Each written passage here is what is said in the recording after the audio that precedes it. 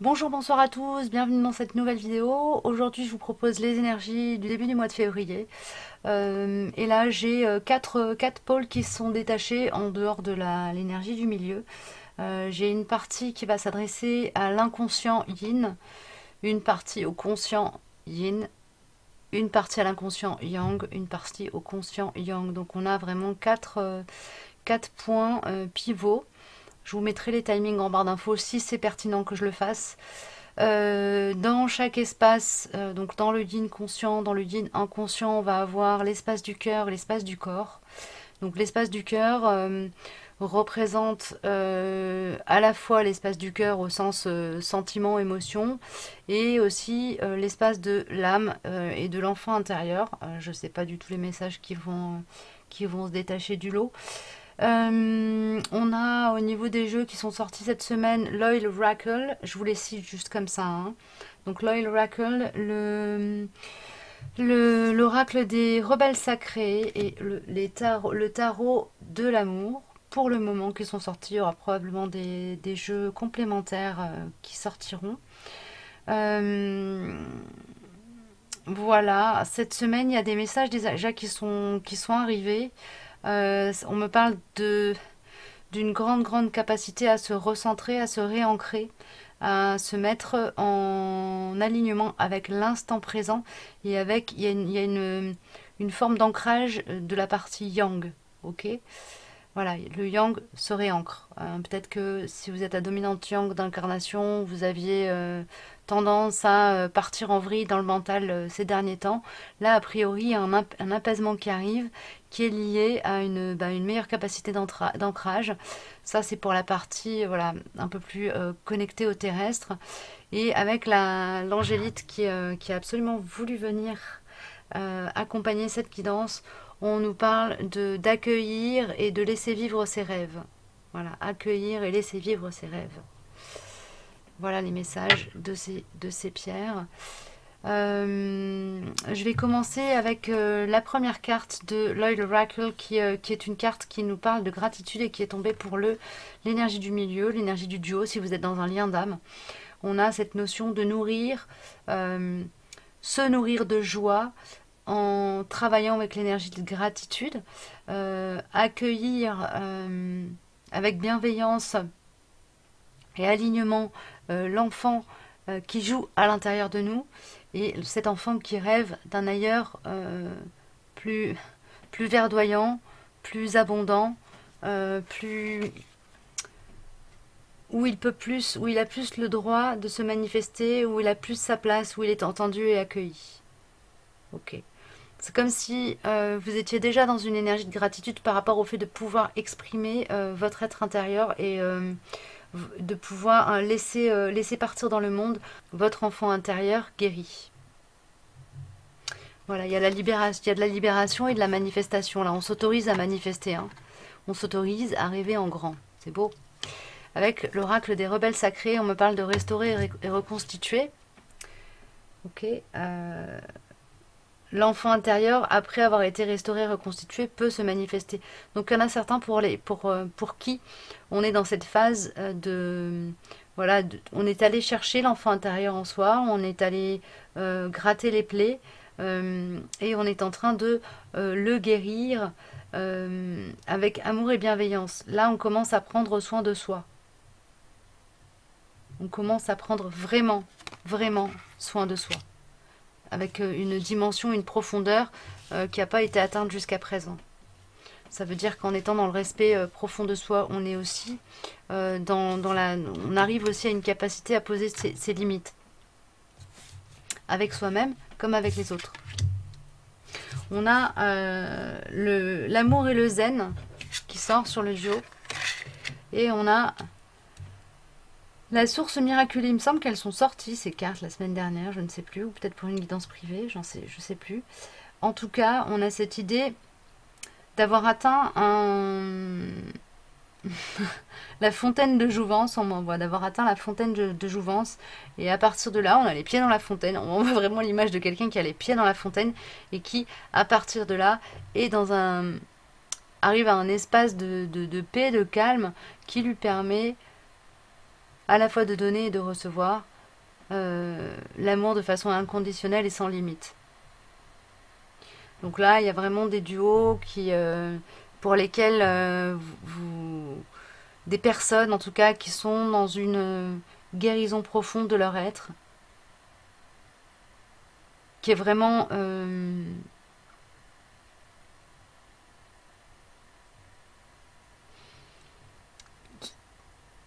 j'ai une idée j'ai une énergie, quelque chose qui ça me parle de guérir une partie extrêmement enfouie en soi, d'être allé vraiment visiter son intériorité avec une grande profondeur, d'arriver à une connaissance de soi très intime, euh, presque parfaite. C'est le mot qu'on m'envoie. J'aime pas trop utiliser des termes aussi tranchés, mais c'est ça, quoi. C'est vraiment ça.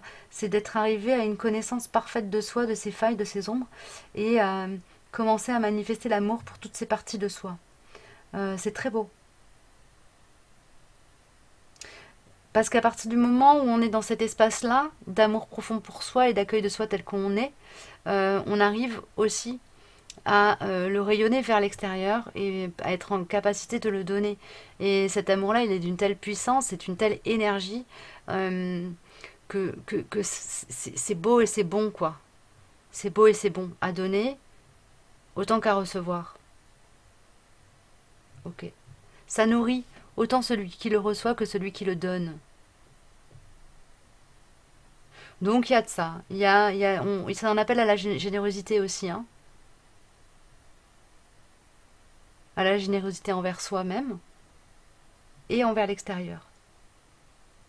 Toujours être vigilant à ne pas être dans le sacrifice quand on donne, mais à partir du moment où on n'est pas dans le sacrifice, ne pas se priver de donner. Et se dire que même si la personne à qui on donne ne manifeste pas de gratitude, la gratitude viendra d'ailleurs. Le monde nous remercie de donner. C'est ça en fait, hein, qu'on est en train de me transmettre avec toutes les informations qui m'arrivent là. Ok. Alors, du côté du conscient chez le yin. Ok, donc ça c'est conscient yin, inconscient yin, conscient yang, inconscient yang. Ok, ok, ok. Alors, nous avons Eucalyptus radiata. Voilà, qui est une carte de purification. Enfin, l'huile essentielle d'Eucalyptus radiata est une huile essentielle qui permet de purifier l'espace des sinus du nez, fluidifier aussi les sécrétions des muqueuses respiratoires. Donc là, on a une idée de à la fois travailler au niveau de l'espace du cœur, au niveau de la gorge et au niveau du troisième œil. Donc on a vraiment les trois chakras, trois des chakras supérieurs qui sont en phase d'épuration, de nettoyage. Il y a une idée d'avoir fait les réserves nécessaires à pouvoir exprimer son amour en fait. C'est ça qu'on m'envoie. La partie consciente du yin a fait ce travail en conscience d'ouverture et de guérison au niveau de l'espace du cœur qui lui permet à présent de parler à partir de cet espace du cœur avec beaucoup de sérénité. Ok. Il y a de l'alignement, quoi. Au niveau de l'esprit, on a l'élévation qui sort. Alors, attendez, j'ai mon pare-feu qui s'est mis en route, du coup je vois plus mon écran. Voilà. Donc on a l'élévation qui sort au niveau de l'espace de l'esprit, du spirituel, de l'intuition. Ok, cette libération au niveau de l'espace du cœur, elle permet en s'exprimant à partir de l'espace du cœur, de continuer à être dans une forme d'élévation, mais aussi de contribuer, comme je le disais la semaine dernière, à l'élévation des personnes qui nous entourent. Inspiration, voilà, ça confirme ce que j'étais en train de dire, c'est-à-dire que autant on est inspiré, autant on est inspirant. Hein. Voilà, pour celles et ceux qui sont dans ces énergies-là, de communication, expression à partir de l'espace du cœur, on inspire. On inspire les autres, en fait. On leur montre la voie de la juste expression de soi. C'est beau. Bravo. Et avec l'oracle de l'amour au niveau de l'espace du cœur. Donc dans le physique, hein, l'inspiration c'est dans le physique. Donc il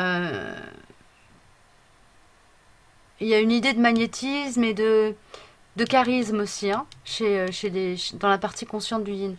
On a le grand bercement. Donc là, on a cette idée d'être dans l'accueil et en même temps de se laisser porter par l'énergie amour. Du côté des polarités yin conscientes. Du côté de l'inconscient et du yang, ok, c'est celui-là, d'accord. Bon, excusez-moi, je vais peut-être nommer l'état de la mauvaise manière au début, mais c'est pas très grave. Ce qui compte, c'est qu'au moment où je les tire, ce soit les bonnes. Donc le yang inconscient. On a de l'amour. On a de l'amour, on a des rêves d'union. Des rêves d'union qui concernent autant... En fait, on a un appel au niveau du champ du cœur et de l'âme. Le yang appelle l'amour. Il a envie de donner et de recevoir de l'amour, d'être dans une union saine et sereine. Ok. Ils ont envie de ça, voilà.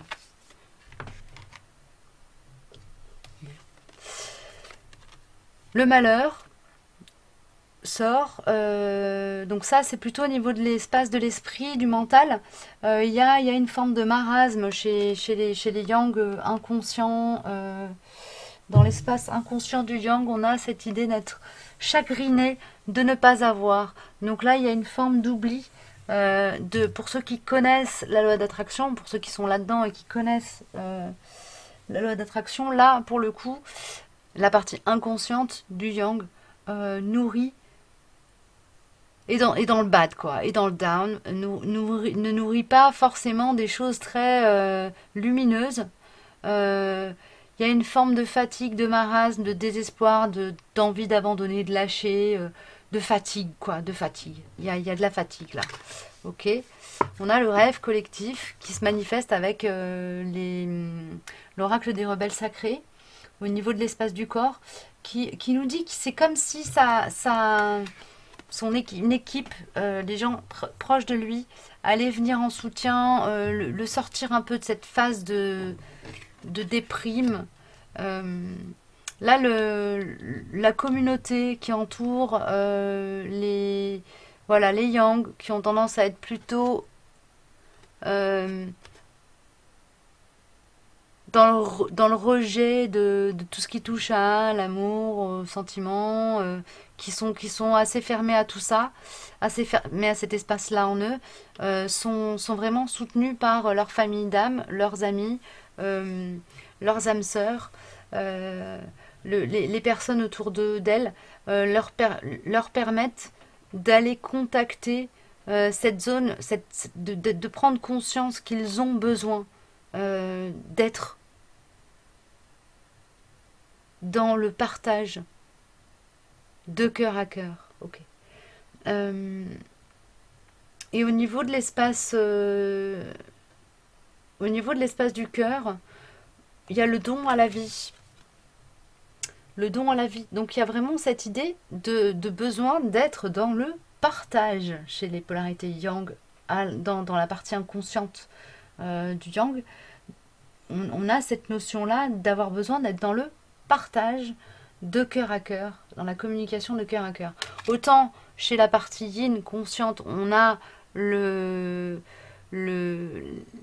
l'expression à partir de l'espace du cœur qui est manifeste, autant chez la partie yang inconsciente, on a un manque à ce niveau-là. Il y a un manque qui est ressenti et qui chagrine, qui chagrine, qui met dans l'inconfort. Et pour essayer d'équilibrer tout ça, la vie envoie des alliés, des personnes qui vont vraiment aider à équilibrer tout ça et à rentrer dans cette énergie du partage. Ok. Bah, c'est il me manque, je reçois, je donne. Ok.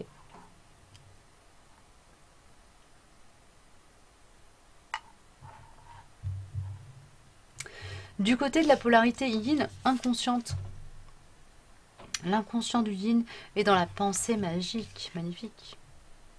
Très jolie cette carte. l'inconscient du yin est dans la pensée magique. C'est une carte qui parle d'abondance qui est là.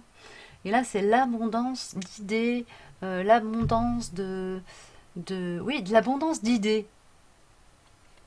L'abondance d'idées se manifeste. Alors, il y a peut-être des projets qui vont arriver, venir.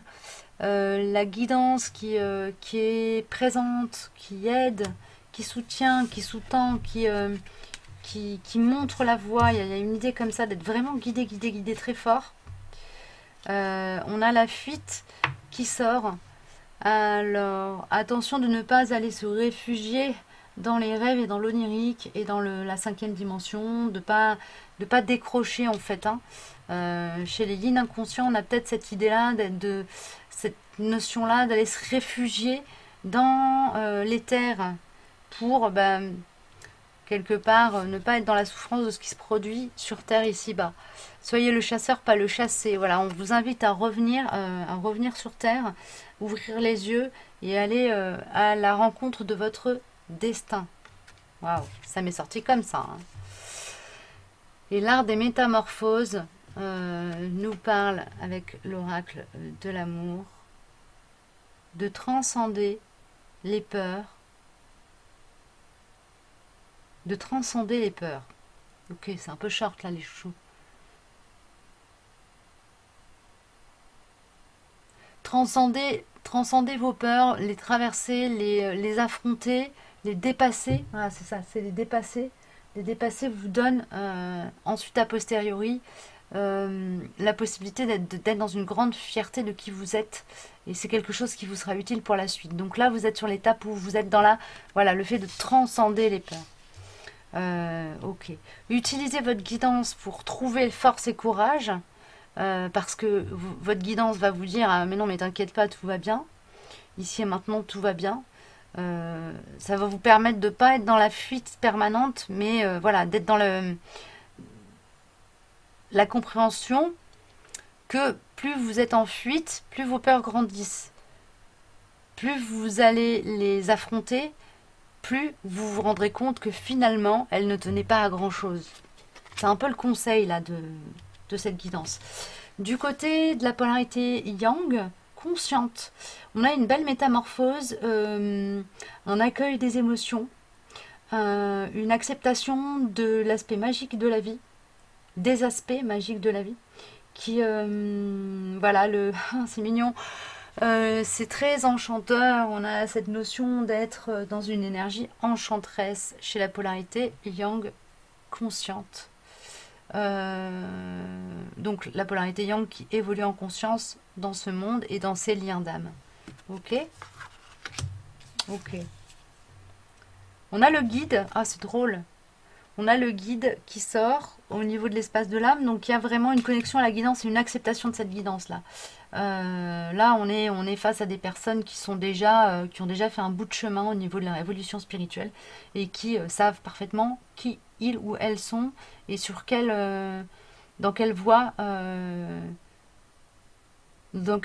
ils sont censés s'engager. Il y a une notion comme ça d'être sûr de soi et d'être guidé et surtout de travailler autant avec ce qui est tangible et terrestre qu'avec ce qui est éthéré et impalpable. Ok. Avec l'oracle des rebelles sacrés, on a après la tempête, on a cette notion d'être dans quelque chose d'apaisé. Voilà, vous avez fait le job et là maintenant, vous pouvez commencer à voler de vos propres ailes avec clairvoyance et discernement, faire votre place dans le monde, tisser les liens qui sont appelés à être tissés.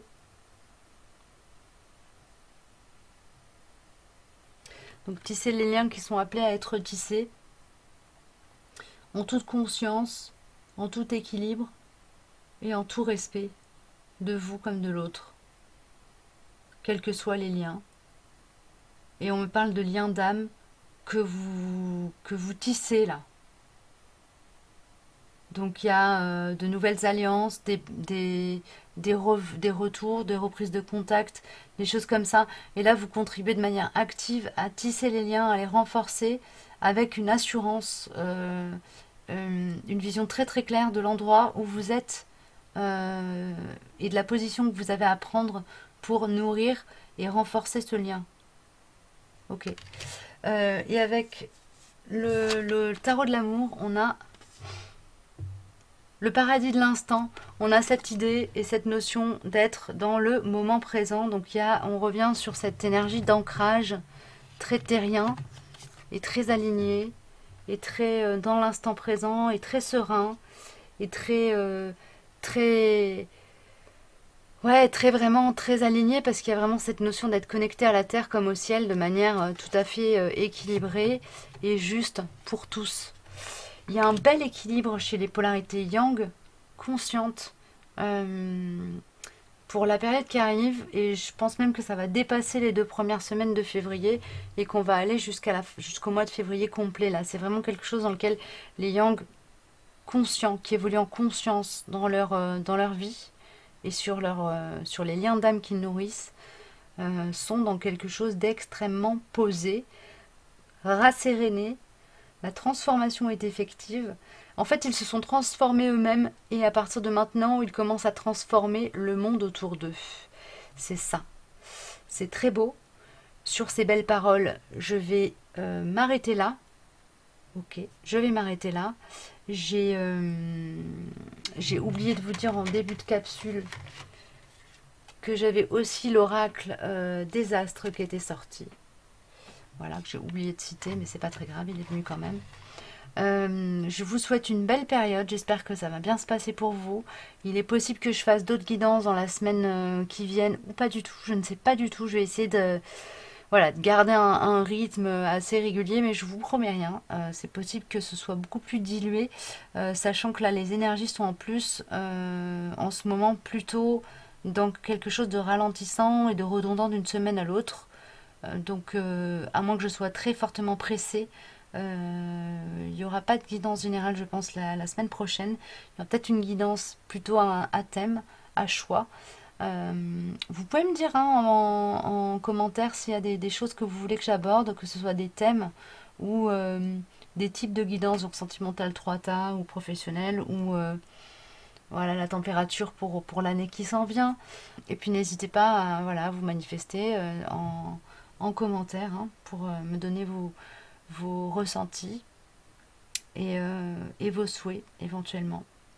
Voilà, je vous dis à très bientôt, prenez bien soin de vous. Au revoir.